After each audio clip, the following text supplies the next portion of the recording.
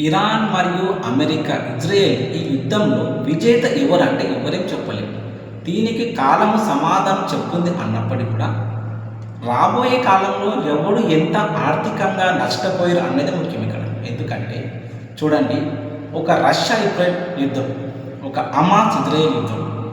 Russia Ukraine యుద్ధంలో Russia గెలవాలనుకుంటే ఎన్నడో గెలిచేది, కానీ అలా ఏకపక్షంగా అణుబాంబులు వేసి యుక్రెయిన్ మీద దాడి చేస్తే మూడో ప్రపంచ యుద్ధమే రావచ్చు. సో 4 సంవత్సరాలు అయినాక నడుస్తూనే ఉంది యుద్ధంలో. ఇరు దేశ సైనికులు నష్టపోయారు, పౌరులు నష్టపోయారు, ఆస్తి నష్టపోయింది. సో ఉక్రెయిన్ దేశ ప్రజలు వేరే దేశాలకు వలస విధానం వెళ్ళిపోయారు. ఇప్పుడు చూడండి, ఇజ్రాయెల్ హమాస్ యుద్ధం. ఇజ్రాయెల్ హమాస్ యుద్ధం అనేది ఎప్పటికీ ముగింపు కాదు. పశ్చిమ ఆసియాలో ఇజ్రాయేల్కి ప్రపంచ భూగోళం ఉన్నంత వరకు థ్రెట్ ఉంటుంది. ఎందుకంటే ఆ దేశం పైన ఉన్న శత్రుత్వం అలాంటిది. గల్ఫ్ దేశాలు, కొన్ని దేశాలకు మాత్రమే. అంటే అక్కడ పశ్చిమాసియా పరిస్థితులు రాజకీయంగా, భౌగోళికంగా అక్కడ ఏమున్నా అన్నది తర్వాత విషయం.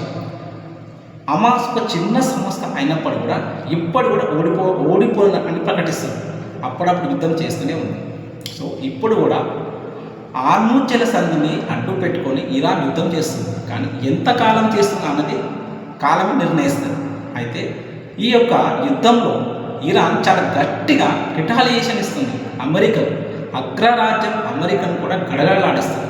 అయితే ఇరాన్ యొక్క మాజీ supreme leader Ayatollah Ali Khamenei గత 40 సంవత్సరాల నుంచి ఈ యొక్క పశ్చిమ దేశాలపైన యుద్ధం ప్రకటించాలని ఆ నాయకుడు అనేక రకాలుగా ప్రయత్నం చేసి అనేక రకాల ఆయుధాలను తయారు చేశారు.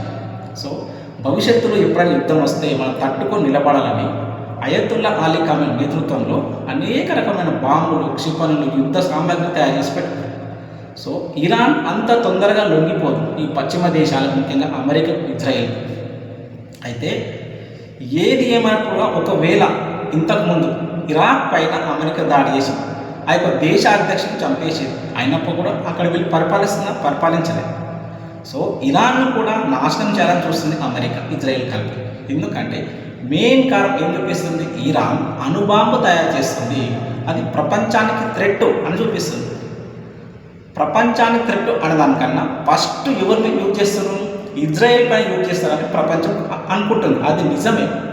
ఎందుకంటే యూదులు ఇరాన్కు ఆగర్భ శత్రువు. ఇరాన్ పెంచిపోసినటువంటి ప్రాక్సీ వార్ తెలుసు కదా. ఇజ్రాయెల్లో ఇజ్రాయెల్కు నిత్యం వాళ్ళు వెంటాడుతుంటారు. ఎవరు? Proxy war. ముఖ్యంగా ఎవరు?